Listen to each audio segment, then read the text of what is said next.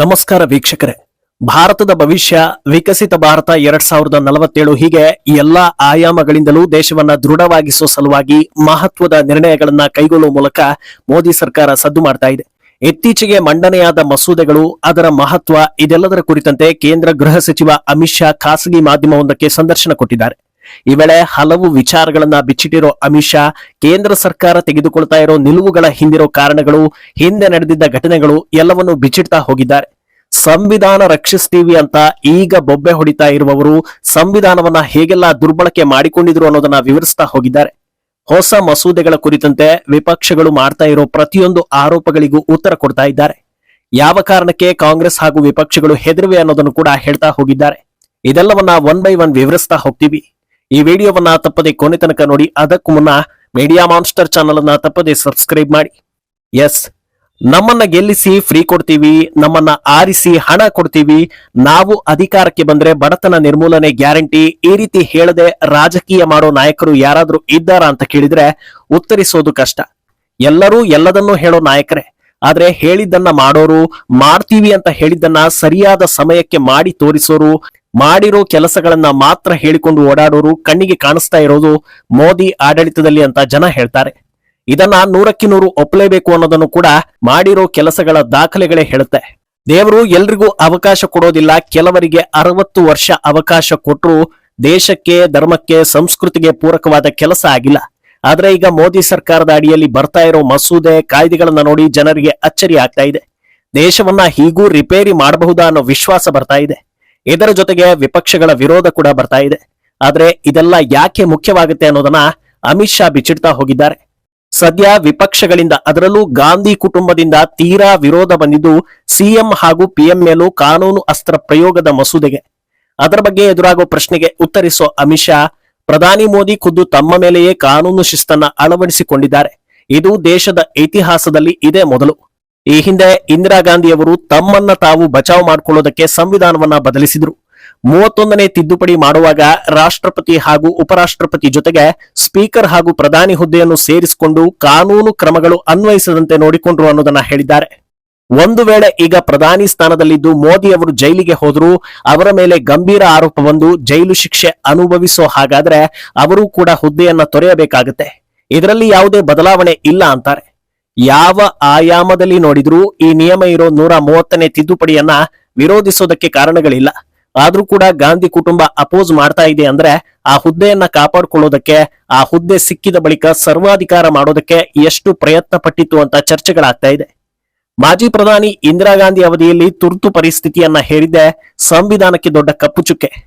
ಅದರ ವಿರುದ್ಧ ಹೋರಾಡಿದವರು, ದನಿ ಏರಿಸಿದವರು, ಪ್ರಶ್ನಿಸಿದವರು ಎಲ್ಲರೂ ಜೈಲು ಪಾಲಾದ್ರು. ಕೋರ್ಟ್ಗಳಿಗೂ ಜಡ್ಜ್ಗಳಿಗೂ ಸ್ವತಂತ್ರ ಇಲ್ಲದಂತಾಯ್ತು. ಅಧಿಕಾರ ಉಳಿಸ್ಕೊಳ್ಳೋದಕ್ಕೆ ಇಷ್ಟೆಲ್ಲ ಮಾಡಿದ್ರು. ಜನರು ಒಗ್ಗೂಡಿದ್ರಿಂದ ಮುಂದಿನ ಚುನಾವಣೆಯಲ್ಲಿ ಸೋಲಾಯಿತು. ಜೈಲು ಪಾಲಾದ ಬಳಿಕವೂ ಇಂದಿರಾ ಗಾಂಧಿ ಮತ್ತೊಮ್ಮೆ ಚುನಾವಣೆ ಎದುರಿಸಿ ಪಿಎಂ ಆಗ್ತಾರೆ. ನಮ್ಮ ಸಂವಿಧಾನ ಇಷ್ಟರ ಮಟ್ಟಿಗೆ ದುರುಪಯೋಗಗೊಂಡಾಗಿದೆ. ಮುಂದೆಯೂ ಇಂಥ ತಪ್ಪುಗಳಾಗಿ ದೇಶದ ರಾಜಕೀಯ ಇತಿಹಾಸದಲ್ಲಿ ಕಪ್ಪು ಚುಕ್ಕೆ ಮೂಡಬಾರದು ಅನ್ನೋ ಉದ್ದೇಶದಿಂದ ನಿರ್ಧಾರ ಕೈಗೊಂಡ್ರೆ ಅದಕ್ಕೂ ಅಪಸ್ವರ ಎದ್ದಿರೋದು ನಾಚಿಗೇಡಿನ ಸಂಗತಿ ಅನ್ನಿಸ್ಕೊಳ್ತಾ ಇದೆ. ಇನ್ನು ಇಷ್ಟೆಲ್ಲ ವಿರೋಧ ಬರ್ತಾ ಇರೋ ಹೊತ್ತಲ್ಲಿ ಈ ಮಸೂದೆ ಪಾಸ್ ಆಗುತ್ತಾ ಅನ್ನೋ ಪ್ರಶ್ನೆಗೂ ಕೂಡ ಅಮಿತ್ ಶಾ ಉತ್ತರಿಸ್ತಾ ಹೋಗ್ತಾರೆ. ಖಂಡಿತ ಈ ಬಿಲ್ ಪಾಸ್ ಆಗೇ ಆಗುತ್ತೆ, ಆ ವಿಶ್ವಾಸ ನಮಗಿದೆ ಅಂತ ಹೇಳೋ ಅಮಿತ್ ಶಾ ಈ ಬಗ್ಗೆ ಇನ್ನಷ್ಟು ವಿವರಿಸ್ತಾ ಹೋಗ್ತಾರೆ. ಒಂದು ವೇಳೆ ಈ ಬಿಲ್ ಪಾಸ್ ಆಗದೇ ಇದ್ರೆ ಏನಾಗುತ್ತೆ ಅನ್ನೋದನ್ನ ನೀವೇ ಯೋಚನೆ ಮಾಡಿ. ಈಗಾಗಲೇ ಅಧಿಕಾರದಲ್ಲಿದ್ದು ಜೈಲಿಗೆ ಹೋದವರು ಜೈಲಲ್ಲೇ ಕೂತು ಅಧಿಕಾರ ನಡೆಸಬಹುದು ಅನ್ನೋ ಮಟ್ಟದಲ್ಲಿ ಯೋಚಿಸ್ತಾರೆ. ಅಷ್ಟೇ ಯಾಕೆ, ಜೈಲನ್ನೇ ತಮ್ಮ ಐಷಾರಾಮಿ ಮನೆಯಂತೆ ಬದಲಿಸಿಕೊಳ್ಳುವವರು ಇದ್ದಾರೆ. ಸಾಲದಕ್ಕೆ ಡಿಜಿಪಿ, ಚೀಫ್ ಸೆಕ್ರೆಟರಿ, ಟಾಪ್ ಅಫಿಷಿಯಲ್ಗಳಿಗೂ ಆದೇಶ ಕೊಡೋದಕ್ಕೆ ಹಿಂದೆ ಮುಂದೆ ನೋಡೋದಿಲ್ಲ. ಆದ್ರಿಂದ ಈ ಕಾಯ್ದೆ ಅಗತ್ಯವಾಗಿ ಬೇಕಿದೆ ಹಾಗೂ ಪಾಸ್ ಆಗೇ ಆಗುತ್ತೆ ಅಂತ ವಿಶ್ವಾಸ ಹೊರಡಿಸ್ತಾರೆ. ಅಂದಹಾಗೆ ಶಾ ಹೇಳಿದಂತೆ ಜೈಲಲ್ಲೇ ಕೂತು ದರ್ಬಾರ್ ಮಾಡಿರೋ ನಾಯಕನಿಗೆ ತಾಜಾ ಉದಾಹರಣೆ ಅಂದ್ರೆ ಅದು ಕೇಜ್ರಿವಾಲ್ ಅನ್ನೋದನ್ನ ದೇಶವೇ ನೋಡಿದೆ. ಏನೋ ಇದರ ಬೆನ್ನಲ್ಲೇ ವಿಪಕ್ಷ ನಾಯಕ ರಾಹುಲ್ ಗಾಂಧಿ ಕುರಿತಂತೆ ಪ್ರಶ್ನೆಗಳು ಎದುರಾಗುತ್ತೆ. ರಾಹುಲ್ ಗಾಂಧಿ ಕಾರ್ಯಕ್ರಮಗಳು ನಿಮಗಿಂತ ವಿಭಿನ್ನವಾಗಿರುತ್ತೆ. ಅವರು ಟ್ರಕ್ ಡ್ರೈವರ್ ಮಧ್ಯೆ ಹೋಗ್ತಾರೆ, ಹೊಲ ಗದ್ದೆಗಳ ಮಧ್ಯೆ ಹೋಗ್ತಾರೆ. ಇದಕ್ಕೆ ಏನ್ ಹೇಳ್ತೀರಾ ಅಂತ ಪ್ರಶ್ನಿಸ್ತಾರೆ. ಇದಕ್ಕೆ ಉತ್ತರಿಸೋ ಶಾ, ಜನರನ್ನ ಸಂಪರ್ಕಿಸೋದಕ್ಕೂ ಕಾರ್ಯಕ್ರಮಗಳನ್ನ ನಿರ್ವಹಿಸೋದಕ್ಕೂ ಬಹಳಷ್ಟು ವ್ಯತ್ಯಾಸ ಇದೆ. ರಾಹುಲ್ ಗಾಂಧಿ ಮಾಡೋ ರೀತಿಯ ಡ್ರಾಮಾಗಳಿಂದ ಖಂಡಿತ ಗೆಲ್ಲೋದಕ್ಕೆ ಸಾಧ್ಯವಿಲ್ಲ. ನಾವು ಜನರನ್ನ ಸಂಪರ್ಕಿಸೋ ರೀತಿ ಅವರಿಗಿಂತ ಬಹಳ ದೊಡ್ಡ ಮಟ್ಟದಲ್ಲಿದೆ. ಸುಮ್ಮನೆ ಜನರ ಪಕ್ಕ ಹೋಗಿ ಕೂತ್ಕೊಂಡು ಡ್ರಾಮಾ ಮಾಡೋದಿಲ್ಲ. ಸತತ 3 ಚುನಾವಣೆಗಳನ್ನ ಸೋತಿರೋದ್ರಿಂದ ರಾಹುಲ್ ಗಾಂಧಿ ಯಾವ ಮಟ್ಟದಲ್ಲಿ ಫ್ರಸ್ಟ್ರೇಟ್ ಆಗಿದ್ದಾರೆ ಅನ್ನೋದು ಅವರ ಚಟುವಟಿಕೆಗಳಲ್ಲಿ ಕಾಣಿಸ್ತಾ ಇದೆ. ಸಣ್ಣ ಪುಟ್ಟ ಮಟ್ಟದಲ್ಲೂ ಸರಿಯಾದ ನಿರ್ಧಾರ ತೆಗೆದುಕೊಳ್ಳದ ಮಟ್ಟಕ್ಕೆ ಹೋಗಿದ್ದಾರೆ. ಇದು ಪರೋಕ್ಷವಾಗಿ ಸೋತಿರೋ ಲೆಕ್ಕವೇ ಅಂತ ಹೇಳ್ತಾರೆ. ರಾಹುಲ್ ಗಾಂಧಿ ಕಣ್ಕಟ್ಟು ಮಾಡ್ತಾ ಇದ್ದಾರೆ ಅನ್ನೋದಕ್ಕೆ ತಾಜಾ ಉದಾಹರಣೆಗಳೇ ಸಾಕಷ್ಟಿವೆ. ಜನರ ಜೊತೆಗೆ ಸಂವಾದ ಏರ್ಪಡಿಸ್ತಾರೆ, ಅಲ್ಲಿ ತಮ್ಮ ಆರೋಪವನ್ನ ಹೇಳೋದಕ್ಕೆ ಒಬ್ಬ ಗ್ರಾಮಸ್ಥರನ್ನ ಅವರೇ ಆಯೋಜನೆ ಮಾಡ್ತಾ ಇದ್ದಾರೆ. ಕಾರ್ಯಕ್ರಮದ ಬೆನ್ನಲ್ಲೇ ಸತ್ಯಾಸತ್ಯತೆ ಹೊರಬೀಳ್ತಾ ಇದೆ. ರ್ಯಾಲಿ ಮಾಡ್ತಾರೆ, ಮಾರ್ಗ ಮಧ್ಯೆ ಜನಸಾಮಾನ್ಯನೊಬ್ಬ ಅವರ ವಾಹನವನ್ನ ಹತ್ತಿ ನೀವು ಹೇಳಿದ ಹಾಗೆ ನನಗೂ ಮೋಸ ಆಗಿದೆ ಅಂತ ಆತನ ಕೈಯಲ್ಲಿ ಆರೋಪ ಮಾಡಿಸ್ತಾರೆ. ಕ್ರಾಸ್ ಚೆಕ್ ವೇಳೆ ಅದರ ಸತ್ಯಾಸತ್ಯತೆಯು ಹೊರಗೆ ಬೀಳ್ತಾ ಹೋಗುತ್ತೆ. ಈ ರೀತಿ ನಾಟಕೀಯವಾದ ಜನಸಂಪರ್ಕದಿಂದ ಅಧಿಕಾರ ಹಿಡಿತೀವಿ ಅಂದ್ರೆ ಅದು ಹೇಗೆ ಸಾಧ್ಯ ಅನ್ನೋದನ್ನೇ ಶಾ ಹೇಳ್ತಾ ಇರೋದು. ಈ ಜಾತಿ ವಿಭಜನೆ, ಸುಳ್ಳು ಆರೋಪಗಳ ನಡುವೆ ಮೋದಿ ಸರ್ಕಾರ ಎಲ್ಲಿ ಎಡುತ್ತಾ ಇದೆ, ನಿಜಕ್ಕೂ ಜನರಿಗೆ ಸಮಸ್ಯೆ ಆಗ್ತಾ ಇರೋದು ಎಲ್ಲಿ ಅನ್ನೋದನ್ನ ಪತ್ತೆ ಮಾಡೋದ್ರಲ್ಲೂ ವಿಪಕ್ಷಗಳು ಹಿಂದುಳಿದಿವೆ. ಕೇವಲ ಎಲೆಕ್ಷನ್ಗೆ ಸಹಾಯ ಆಗೋದಕ್ಕೆ ಯಾವ ಟಾಪಿಕ್ ಅನ್ನ ತೆಗಿಬೇಕೋ ಅದನ್ನ ಮಾತ್ರ ತೆಗಿತಾ ಇದ್ದಾರೆ. ಇದು ವರ್ಕ್ ಆಗೋದಿಲ್ಲ ಅನ್ನೋದು ಶಾ ಅಭಿಪ್ರಾಯ. ಇನ್ನು ಇದೇ ವೇಳೆ ರಾಜ್ಯಸಭೆಯಲ್ಲಿ ಕಾಂಗ್ರೆಸ್ ನಾಯಕ ಮಲ್ಲಿಕಾರ್ಜುನ ಖರ್ಗೆ ಸಿಐಎಸ್ಎಫ್ ಪಡೆ ಬಗ್ಗೆ ಮಾಡಿದ್ದ ಆರೋಪದ ಬಗ್ಗೆಯೂ ಕ್ಲಾರಿಟಿ ಕೊಡ್ತಾ ಹೋಗ್ತಾರೆ. ಮೊದಲಿಗೆ ಅರ್ಥ ಮಾಡಿಕೊಳ್ಳಬೇಕಾದ ವಿಷಯ ಏನಂದ್ರೆ, ಸದನದ ಒಳಗೆ ಯಾವುದೇ ಪಡೆ ಇದ್ರೂ ಅದರ ಬಗ್ಗೆ ಮೊದಲೇ ಸ್ಪೀಕರ್ ಗಮನಕ್ಕೆ ಬಂದಿರುತ್ತೆ. ಯಾವುದೋ ಒಂದು ಪಡೆ ಇದೆ ಅಂದ ಮಾತ್ರಕ್ಕೆ ಅದನ್ನ ಪ್ರಯೋಗಿಸ್ತಾರೆ ಅನ್ನೋದು ಅರ್ಥ ಅಲ್ಲ. ಈ ಹಿಂದೆ ದೆಹಲಿ ಪೊಲೀಸ್ ಪಡೆ ಇರ್ತಾ ಇತ್ತು, ಈಗ ಸಿಐಎಸ್ಎಫ್ ಇದೆ. ಸದನದ ಒಳಗೆ ಯಾವ ಪಡೆ ಇದ್ರೂ ಅವರು ಕೇವಲ ಮಾರ್ಷಲ್ ಅಂತ ಗುರುತಿಸಿಕೊಳ್ತಾರೆ. ಪರಿಸ್ಥಿತಿ ಕೈಮೀರಿ ಹೋದಾಗ ಮಾರ್ಷಲ್ ಮಾಡೋ ಕೆಲಸವನ್ನೇ ಅವರು ಮಾಡ್ತಾರೆ ಅಷ್ಟೇ. ಇದರಲ್ಲಿ ಆತಂಕ ಪಡೋದಕ್ಕೂ ಆರೋಪಿಸೋದಕ್ಕೂ ಆಸ್ಪದ ಇಲ್ಲ ಅಂತ ಹೇಳ್ತಾರೆ. ಇದೇ ವಿಚಾರವನ್ನ ದೊಡ್ಡ ಮಾಡಿ ಜನರಲ್ಲಿ ಇಲ್ಲದ ಗೊಂದಲವನ್ನ ಸೃಷ್ಟಿಸೋದಕ್ಕೆ ಕಾಂಗ್ರೆಸ್ ವಕ್ತಾರ ಜೈರಾಮ್ ರಮೇಶ್, ಮೋದಿ ಸರ್ಕಾರವೇ ಒಪ್ಪಿಕೊಂಡಿದೆ, ಸದನದಲ್ಲಿ ಸಿಐಎಸ್ಎಫ್ ಪಡೆಯನ್ನ ಬಳಸಿಕೊಡ್ತಾ ಇದ್ದಾರೆ, ವಿಪಕ್ಷದವರನ್ನ ಕಂಟ್ರೋಲ್ ಮಾಡೋ ಕೆಲಸ ಮಾಡ್ತಾ ಇದ್ದಾರೆ ಅಂತೆಲ್ಲ ಎಕ್ಸ್ ಖಾತೆಯಲ್ಲಿ ಬರೆದುಕೊಂಡಿದ್ರು.